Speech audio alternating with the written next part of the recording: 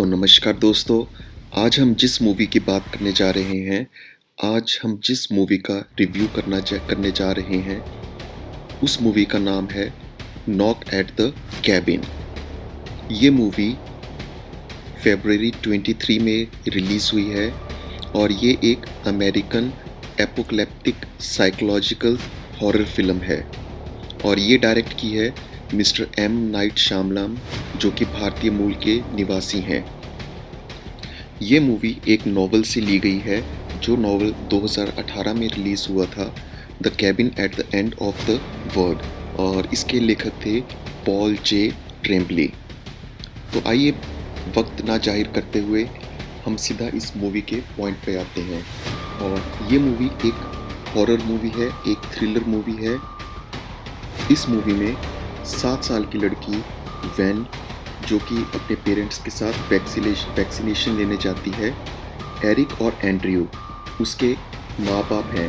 ये एक गे कपल है जो इसको वैन को एडॉप्ट करके रखते हैं। तो वैन जब जंगल में घूम रही होती है, तभी एक लियोनार्ड नाम का आदमी आता है और वो उससे बहुत अच्छे से बात करता है, जो कि वैन को बहुत अच्छा लगता है। तो वो लियोनार्ड को अपने पेरेंट्स के बारे में बताती है और कहती है कि आइए चलिए मैं आपको अपने पेरेंट्स से मिलवाती हूँ, जो कि एरिक और एंड्रयू है। तो वो लियोनार्ड उनको बताता है कि उसका आने का यहाँ पे जो मकसद है, जो उसका आने का पर्पस है, वो ये है कि वो पूरी दुनिया को बचाना चाहता है। लेकिन जो वैन और लियोनार्ड हैं, वो आपस में अपना टाइम व्यतीत कर रहे होते हैं और वो कीड़ों को पकड़ रहे होते हैं और उनको ये सस्पिशियस लगता है कि हम 3 अकेले जंगल में रह रहे हैं और बीच में लियोनार्ड कैसे आ गया। तो एरिक को कन्फ्यूज़न होने लग जाता है कि ये सब मामला क्या है, ये प्रॉब्लम कहाँ पे आ रही है।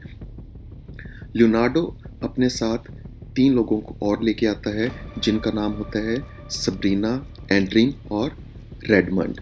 तो ये जो क्लेम करते हैं कि ये आपस में कभी भी पहले नहीं मिले और इन तीनों को नुकसान पहुंचाने की उनकी कोई भी इरादा नहीं है। तो पिछले हफ्ते जब इसको विजन्स आ रहे थे सबरीना और एंड्रीन को, तो वो बताते हैं कि उस ग्रुप में कुछ जो इंडिपेंडेंट लोग हैं वो एपोलेप्सी की तरफ बढ़ रहे हैं। तो जैसे कि लियोनार्ड ने क्लेम किया कि एपोलेप्सी बढ़ रहा है, उससे क्या होगा, उससे पूरी की पूरी धरती पे एक पैंडेमिक छा जाएगी। तो उससे क्या होगा, पूरी की पूरी दुनिया तबाह हो जाएगी। दोस्तों, इस मूवी में बहुत अच्छा सस्पेंस है, बहुत अच्छा सस्पेंस है।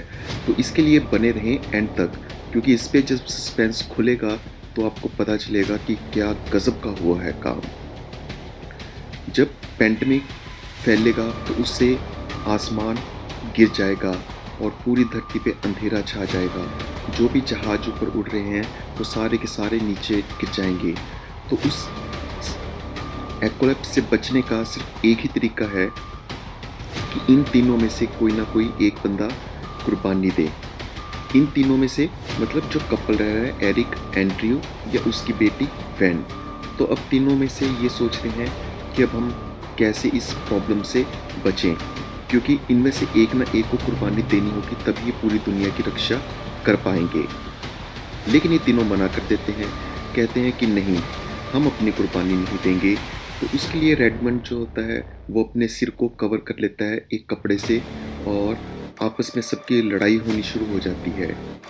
तो इसके अंदर एक जो रैरी और बैनन दिखाया है, वो एक होमोफोबिक मैन दिखाया है, जो बहुत बार जेल में गया है और बहुत साल वो ऐसे ही परेशान करता रहता है। लियोनार्ड, सबरीन और एंड्रीन ये क्वेश्चन पूछते हैं एंड्रयू से कि क्या वो इन सब की रक्षा करेगा, क्या वो दुनिया को बचाएगा, क्या वो पूरे विश्व को बचाएगा, ये जो फ्लू आने वाला है, ये जो डेडली वायरस आने वाला है।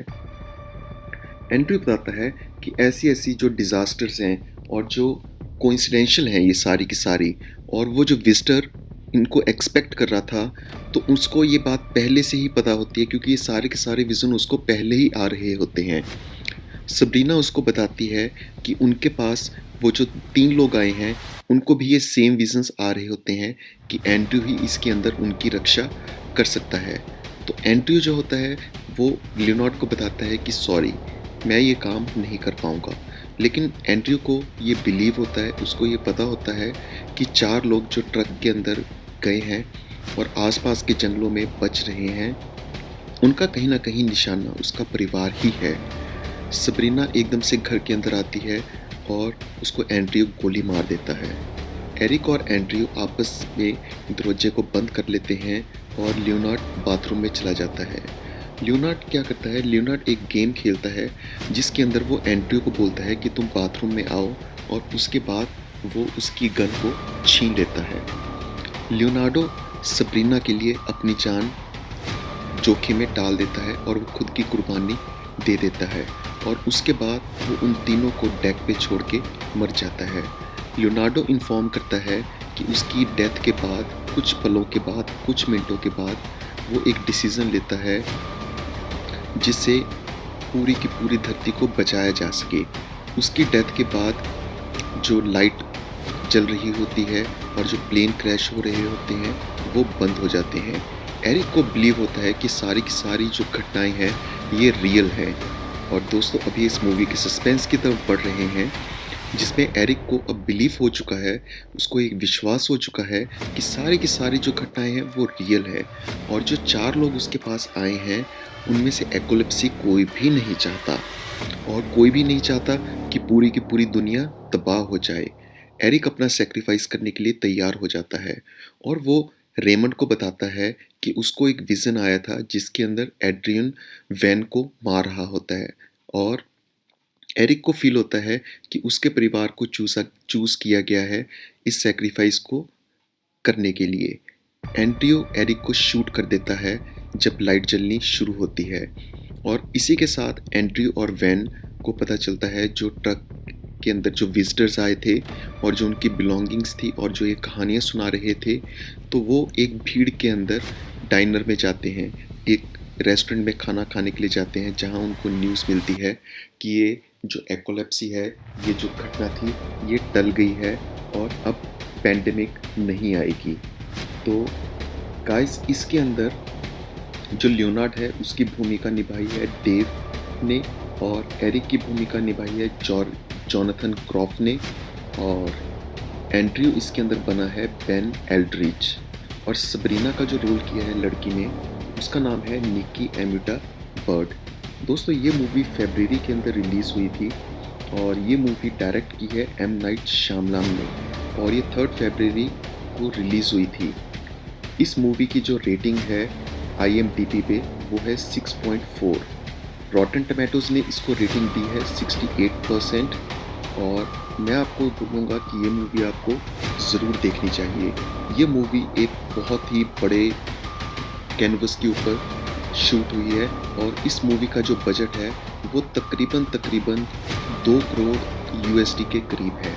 एम नाइट श्यामलाम जो इससे पहले बहुत हिट मूवीज़ दे चुके हैं, जैसे glass, split, old, happening, visit, मैगन, अनब्रेकेबल, स्माइल, तो ये उनकी इस साल की पहली मूवी है, जो कि दोस्तों बहुत ही बड़ी हिट है।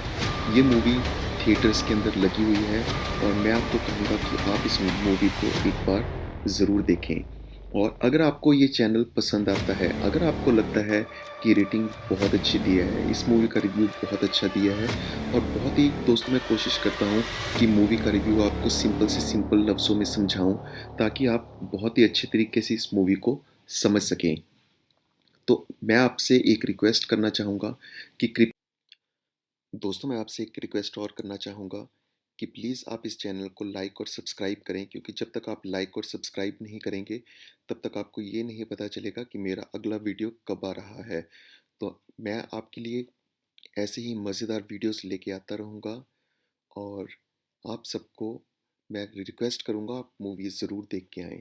Thank you.